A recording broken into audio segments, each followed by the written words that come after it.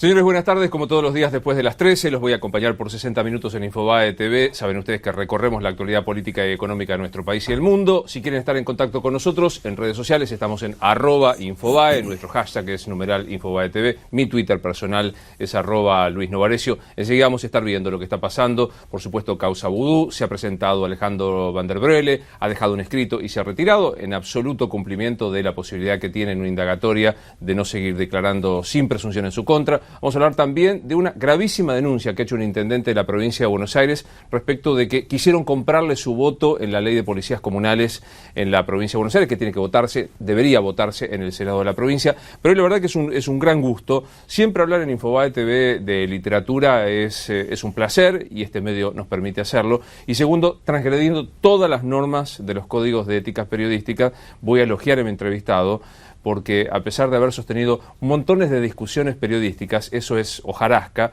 frente para mí una de las personas más cultas que tiene la política argentina, más inteligentes y más formadas, y por eso es un placer, aparte es rosarino, y debería empezar por ese lado. Es un gusto recibir al ex canciller, diputado, y como él quiere que lo presentemos, al abogado Rafael Bielsa. Doctor, ¿cómo estás? Bien, muy bien, ¿cómo estás? Muchas gracias por la generosa definición. Merece, como la dice. parte de rosarino, ¿no? Esto yo creo que debía haberlo dicho de movida. Ya que dije Rosario, enseguida hablo de Tucho. Vino a presentar su novela Tucho, con muchísimo de realidad, vivido no solo como un testigo de los hechos, sino por haberlo pasado personalmente en alguno de los sitios en donde se ubica Tucho. Pero acabas de decir Rosario. ¿Cómo te pega como rosarino lo que está pasando, esta discusión de Rosario, capital del narcotráfico, la violencia, teniendo en cuenta que estuviste en el Cedronar y mucho dijiste de eso? Mira, me pega muy mal porque, por un lado, soy perfectamente consciente de la tragedia que significan los consumos en los sectores más vulnerables. Nuestra ciudad tiene, para 1 millón de habitantes, 275.000 personas viviendo en situaciones de emergencia. Pensá que en Buenos Aires, para 3.200.000 habitantes, hay 175.000, o sea, la situación de Rosario desde ese punto de vista es particularmente compleja. Me enferma la actitud del socialismo de negar lo evidente. Ayer han matado a una persona sumamente importante, Morgans. Un jefe policial, jefe de calle, jefe que tenía a su cargo la Brigada de Investigaciones, que tenía a su cargo sustracción de automotores, que tenía a su cargo análisis criminal, un hombre sumamente importante. Se pretende minimizar la importancia del hecho diciendo fue un delito, fue un robo al voleo, como si el asesinato de un hombre, el crimen de un policía, fuese menos grave porque no estuvo cometido en el contexto del narcotráfico. Yo en lo personal estoy seguro que se va a saber que el crimen de Morgans está vinculado de alguna manera con la sustracción de la computadora de Luis Medina, que era un conocido narcotraficante que fue asesinado a comienzos de este año. Y me duele enormemente porque es la ciudad de la infancia y la patria es la infancia. De manera que es un sentimiento en ocasiones te diría de desolación. Esa es la palabra. ¿Alguna vez aspiraste y te presentaste a ser candidato a gobernador? ¿Ya pasó aquella etapa o tenés ganas? Sí, pasó esa etapa porque me parece que, a ver, la política tiene algunos, la gente se cree que la política es una cosa donde la gente la pasa bomba y que ganás muchísimo dinero y sos un privilegiado, y a lo mejor para alguien es así. Para mí no es así. Creo que para alguna gente no es así.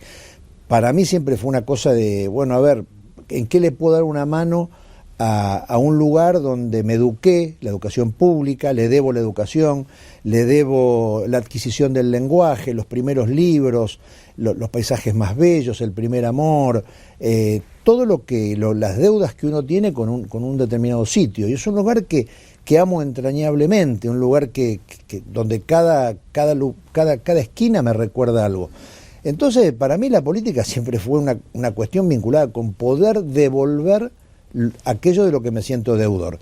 En consecuencia, se dan situaciones donde sos muy apreciado en ciertos momentos y en otros momentos no. Yo tuve 2 experiencias. Una primera experiencia donde por pocos votos Me ganó la gobernación Wiener por 30.000 votos, saqué más de 700.000 y él más de 730. Estuve cerca, pero perdí legítimamente. Y una segunda fue una interna que me ganó Agustín Rossi. Ya está, me parece que ya la gente dijo lo que tenía que decir. Y por otra parte, mi hermana fue la persona más votada en la última elección, de manera, y que es una persona que yo, además de que la adoro porque es mi hermana, la respeto enormemente. Entonces ya la representación, una persona para representar lo que yo pienso, lo que siento, existe, que es María Eugenia, y me parece que mi función en este momento, respecto de eso, es, si ella lo necesita, darle una mano en las cosas que sé, y si no lo necesita, desear que le vaya muy bien. El abrazo de hermano. Exacto, el abrazo de hermano. Que sufra poco. Yo ya sé que los Bielsa tienen esta costumbre, yo los conozco. Pregúntele a mi hermano, me va a decir, vos vas a decir, pregúntale, ¿va a ser candidata a gobernadora, María Eugenia? Mirá, tiene una cosa muy importante, que es el deseo, y además tiene otra cosa más importante todavía, que es exteriorizarlo. Hay que exteriorizar el deseo. Y ella lo tiene y lo exterioriza, de manera tal que me parece que puede llegar a hacerlo. A lo mejor es candidata a otra cosa, o a lo mejor no, porque vos la conocés. Sí. Es una persona que le da valor a determinadas reacciones o a ciertas conductas de la gente que tiene alrededor, que otra gente no le da importancia. A ella sí le da importancia. Pero me parece que es una persona que tiene una marcadísima vocación pública, muy marcada vocación pública, y me parece que es una persona que tiene muchísimo para dar, y cuando le tocó tener un lugar de desempeño siempre estuvo a la altura del desafío en cuanto a idoneidad y en cuanto a conducta, ¿no es cierto? Y nunca le faltó coraje. Hizo una cosa que muy poca gente hace, la persona más votada de la provincia, más votada que el gobernador, más votada que Bonfatti. Renunció a la Cámara de Diputados por lo que ella consideró que era una traición institucional, que era no elegirla presidente como correspondía, por ser la más votada, por enjuagues y apaños de Rossi y compañía. De manera tal que yo valoro mucho ese tipo de conducta, porque viste que Marcelo dice, en el éxito no se aprende nada, ¿no? Se aprende cuando mordés el polvo. Claro que sí. Y bueno, ella en el éxito eligió morder el polvo para aprender. Entonces son cosas que respeto. Es una frase hermosísima en una charla que dio tu hermano Marcelo, si no me equivoco, en el Sagrado Corazón. Sagrado Corazón. Que a mí me valió una polémica periodística fenomenal, pero que rescataré siempre, ¿no? Y me parecía muy cristiano esta historia de que la derrota o la complicación o el obstáculo es lo que te templa, lo que te forma. Digo, nobleza obliga. Vos renunciaste cuando perdiste la gobernación a la Diputación Nacional. ¿Creíste que eso correspondía?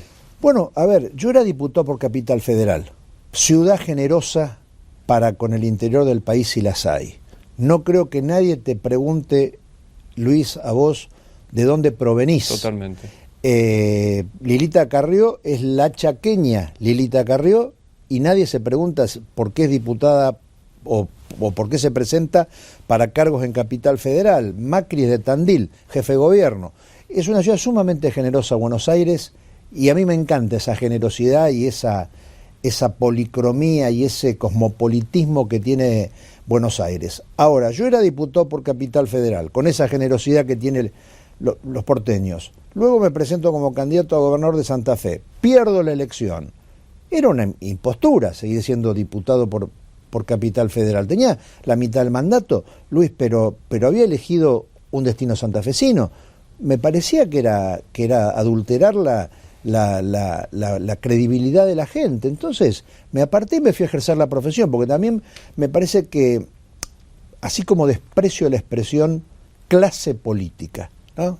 Clase periodística, no existe eso. Existe gente que tiene una vocación política. Bueno, también desprecio la política como profesión, como medio de vida, como modo de vida, no como medio de vida, ¿no es cierto? Entonces, ¿por qué te digo esto? Porque me parece que la política hay que entrar y salir, hay que saber ganarse el peso, hay que ir a hacer la cola a la panadería, hay que hacer la cola en el banco, hay que ir a la farmacia y esperar que te atiendan y que el farmacéutico te diga, señor, ¿qué quiere? Sin ningún tipo de privilegio, y eso también te enseña los problemas reales de la población. Entonces me fui a ejercer la profesión, me fue muy bien, ahora estoy nuevamente en la actividad privada, en este caso porque necesitaba un ingreso mayor que el que tenía en el Estado, y qué sé yo, tampoco es que uno piensa demasiado estas cosas, ¿no? Son como cosas instintivas, ¿no? Como derivaciones de una personalidad. Habla un poco también de la política santafesina, y te lo digo como alguien que enfrentó al socialismo. Si vos tuvieras, hoy el socialismo mirado de la capital federal tiene una observación casi contemplativa, bueno, qué interesante el fenómeno. ¿Qué es el socialismo en Santa Fe para vos? Una gran impostura. Yo creo que es una estructura con un permanente doble discurso, una especie de, digamos, de proclama de habilidad en gestión para después el gobernador decir que ignora lo que pasa en los barrios de su ciudad, ¿verdad? No sé lo que pasa en los barrios de Rosario, declaró, tapa de la capital. Un fracaso de gestión clamoroso en una provincia que es como Italia, y por otra parte me parece que hay un doble discurso moral, ¿no? Grandes nombradores de parientes, amigos, esposas, ex esposas, cosas que a mí me repugnan desde el punto de vista moral, que nunca las hice y que no las voy a hacer.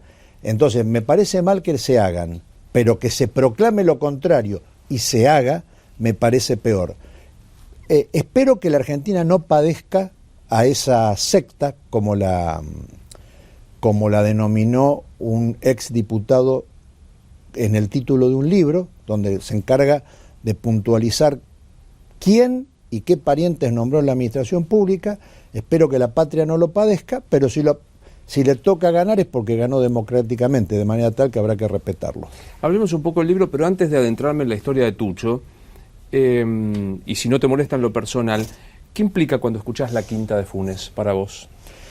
Mirá, fue una especie de aleph, de punto donde se resumían todos los puntos del universo de mis pesadillas durante muchísimos años, porque yo creí durante mucho tiempo, particularmente desde que leí el libro de Miguel Bonazo, Recuerdos de la Muerte, creí que yo había estado secuestrado allí, en ese lugar, hasta que últimamente, los últimos 5 años, cuando empieza el juicio por delitos de lesa voluntad llamado la causa Guerrieri, también llamado la causa de la Quinta de Funes, yo soy testigo por haber sido chupado, secuestrado, torturado, hubo que hacer reconocimientos visuales.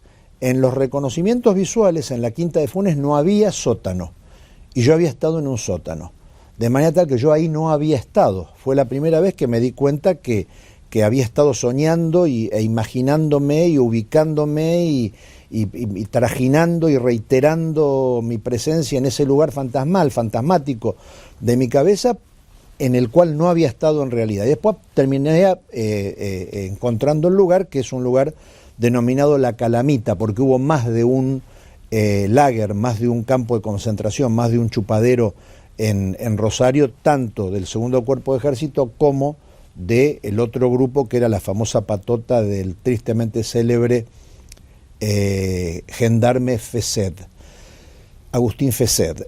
De manera tal que es un lugar que luego se vació un poco, ese significante, ¿no es cierto? Se vació un poco del contenido fúnebre, pero durante mucho tiempo era el lugar de la tortura, el lugar de los gritos, el lugar de la muerte, el lugar de la desaparición, el lugar de la extinción, ¿no?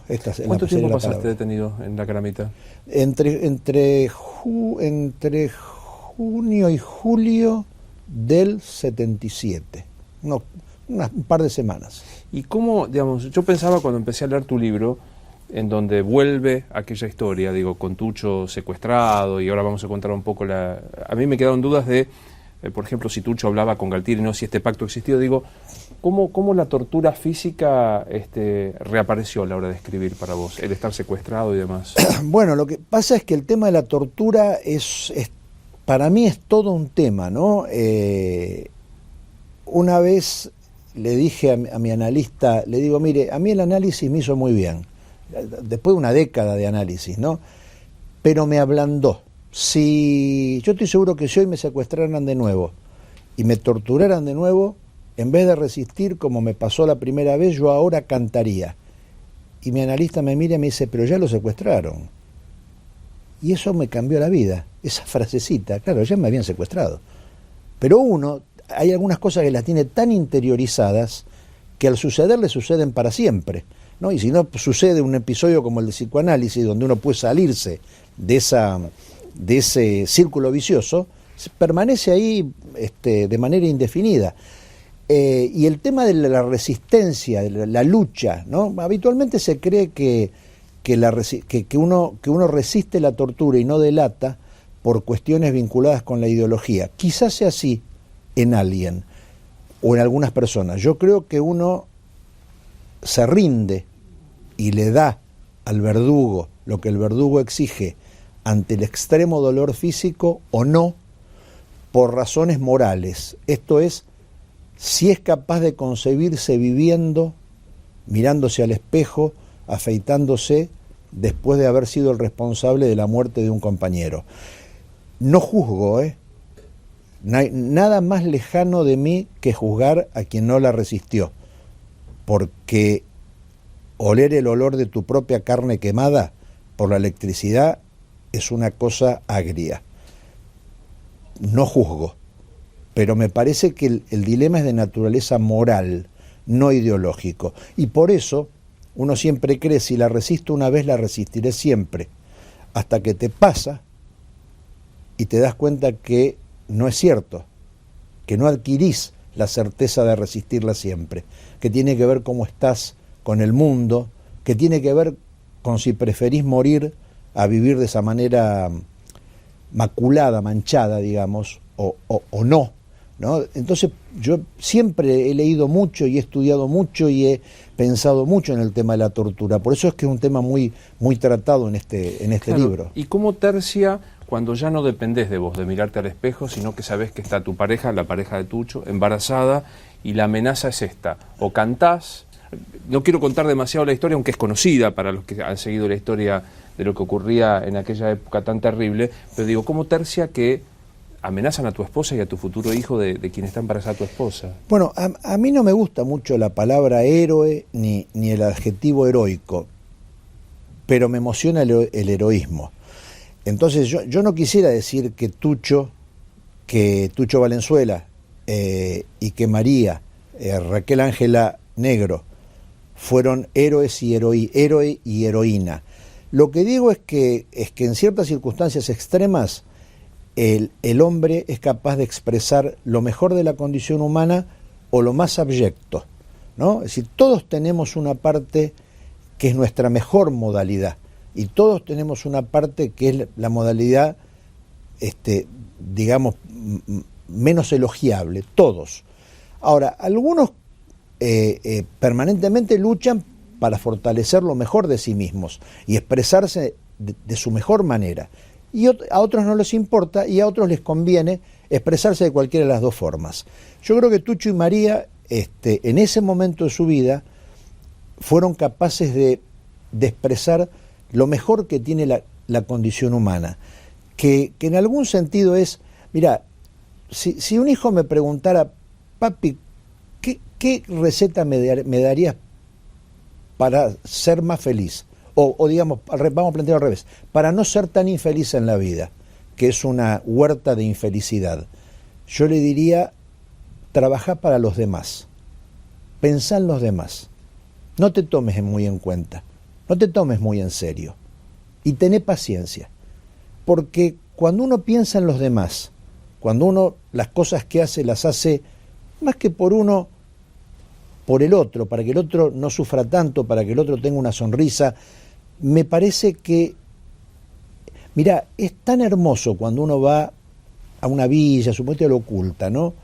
Y estás con un pibe que está saliendo del Paco, no hay que hablar mucho, no te hay que hacer ni el vivo, ni el simpático, hay que acompañar, es tercera guitarra, ¿no? Y por ahí hay una sonrisa en ese chico, esa sonrisa es tan sanadora, no sé si para él, pobre criatura, pero para uno es tan sanadora. Entonces yo creo que ellos fueron capaces de poner por encima lo colectivo, lo que ellos creían que era lo colectivo, que era la salvación del país, la salvación de la patria. Muchos leyendo el libro desde otro punto de vista podrán decir era una ideología mesiánica, era nihilista, era criminal. Siempre se puede descalificar un gesto. Para mí es un gesto de tragedia griega. Para mí es un gesto de decirle al coro de la tragedia, miren, a mí me importa más mi patria o mi concepto de patria. De lo que yo creo. Lo que yo creo, ¿no es cierto? En realidad es un libro lleno de dolor, lleno de muerte, pero es un libro sobre el amor, ¿no? Sobre el amor que se tenían. Claro, bueno, Tucho y María son secuestrados, Tucho conversa efectivamente con Galtieri, tiene esta suerte al intento de pacto, no sé cómo llamarlo. Sí, tiene esa conversación, tiene más de una conversación. Esto me fue referido directamente por Jaime Drí, que es el único sobreviviente, persona entrañable, mi Virgilio, en la inmersión en estas tinieblas. Tuvo más de una conversación y efectivamente Galtieri le propone que se vaya a México. Tucho Valenzuela era un alto oficial montonero que se infiltra en la conducción, que trabajaba, operaba, vivía en México, entre otros lugares, y que entregue a la conducción a una patota que había viajado con Valenzuela. Tucho se pone de acuerdo con su mujer que se va a quedar en Argentina como rehén, estaba embarazada su mujer, y efectivamente lo hacen. Efectivamente ella se queda y él se va, y él cuando llega allá delata la maniobra, denuncia la maniobra en una conferencia de prensa, sabiendo que esa es la condena a muerte de su mujer. Y bueno, ese es un dilema, ¿no? Porque él hasta que no lo hace... Tremendo. Yo creo que, digamos, el libro, insisto, lo empecé a leer ayer, plantea como las grandes tragedias griegas son los grandes bestsellers bien escritos, nada menos que el dilema moral. ¿Sí? Traiciono a lo que pienso, a mi utopía, y salvo a mi mujer, o no puedo volverla a mirar más a María, porque, digamos, el dilema no es menor. María sabía que se lo iba a reprochar, no lo iba a tolerar. Se lo dijo. María le dijo, mira, vos tenés un problema. Si vas y decís la verdad, lo que está pasando, a lo mejor me matan y no me ves más. Pero hay una cosa que es seguro, si vas y entregás a la conducción, a mí no me ves más porque yo no te veo más. Ni a nuestro hijo. Ni a nuestro hijo. Y una cosa que es, porque nuestra patria, bueno, quizá todo sea circular, ¿no? Como dice Caetano Veloso, como una onda Gimar, ¿no? Como una ola en el mar. Quizás todo vaya y venga y nuestra vida sea circular y a lo mejor otras vidas vuelvan después de nosotros y nosotros volvamos en próximas vidas. Pero María tuvo el fruto de ese amor con Tucho en dos mellicitos, una nena y un varón. La nena es la nieta 96 recuperada, Sabrina Gugino. Ella no fue apropiada, sus papás la adoptaron en la convicción de que era una adopción legal y la acompañaron muchísimo durante todo el proceso de recuperar la verdad de sus orígenes, y el mellicito no ha sido recuperado hasta ahora, y es una de los grandes propósitos en la vida de Sabrina Gugino. Y el otro día fui a presentar el libro a Paraná, y en Paraná, apenas llego, estaba la foto de María, la foto de Tucho y la foto de Sabrina. Y había una orquestrina de unos 20 niños, algunos con flauta traversa, otros con fagot.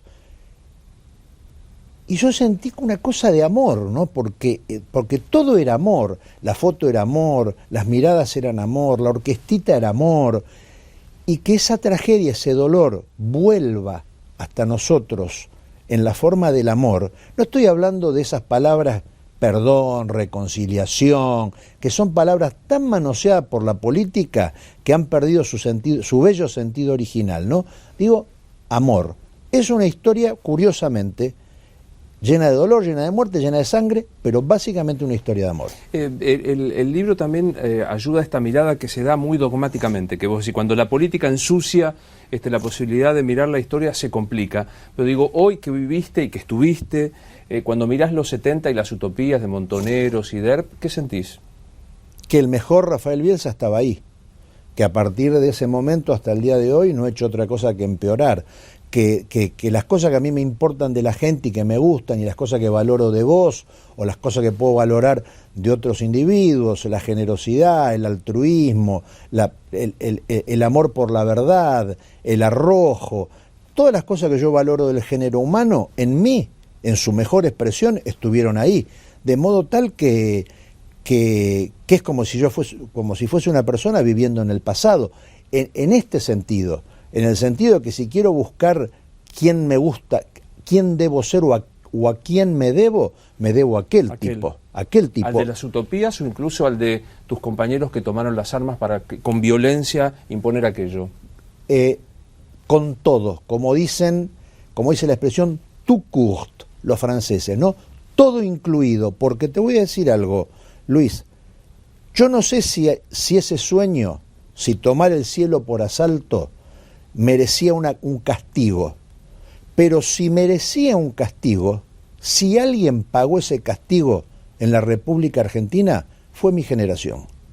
Si hay una generación que si eso fue un error, fue castigada y lo pagó, fue mi generación.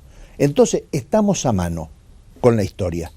Entonces acepto sin beneficio de inventario el legado de aquella generación. Mis mejores amigos no están vivos. La gente que más admiré no está viva. Te quiero decir una cosa, Luis, para poner las cosas en blanco y en negro. Yo no pedí resarcimiento al Estado por mi secuestro, ni por el exilio, ni me parece mal quienes lo pidieron. Yo no lo pedí, con lo cual te quiero decir, no soy una persona que trabaje en el área de derechos humanos. Soy una persona que respeta a quienes trabajan en el área de derechos humanos, pero te quiero decir, no es mi temática. O sea que te lo estoy diciendo con absoluta convicción moral. Me parece una generación admirable.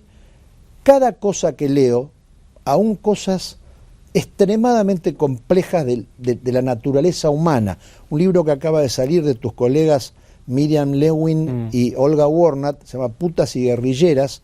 Es un libro tremendamente duro, porque es un libro que trata de las relaciones emotivas entre secuestradores y secuestradas, y en el papel básicamente de las mujeres que tuvieron relaciones sexuales con represores luego que terminó la dictadura militar. Es un tema, como dice Gioconda Belli en el prólogo, sí, en una cita, ¿no es cierto? Es un libro que te incomoda, cada página que lees, yo lo devoré, incómodo, ¿no es cierto? Aún llegando hasta esas profundidades, yo reivindico todo lo que hay de enseñanza en esa historia, lo cual no quiere decir que hoy uno tuviera que hacer lo mismo, ¿no? Quiero que esto quede claro. Para un papá de un hijo de 21 años, kirchnerista, que va a las manifestaciones, que tu hijo te diga, viejo, me voy a una manifestación, y saber que va a volver con vida, es una bendición del cielo que uno le agradece a Dios, te quiero decir, ¿eh? No reivindico hacer lo que hicimos, pero habiendo sido hecho y habiendo pagado el costo que pagamos, lo tomo, lo pienso, reflexiono sobre eso y, como dice Malraux, trato de transformar aquella experiencia en conciencia.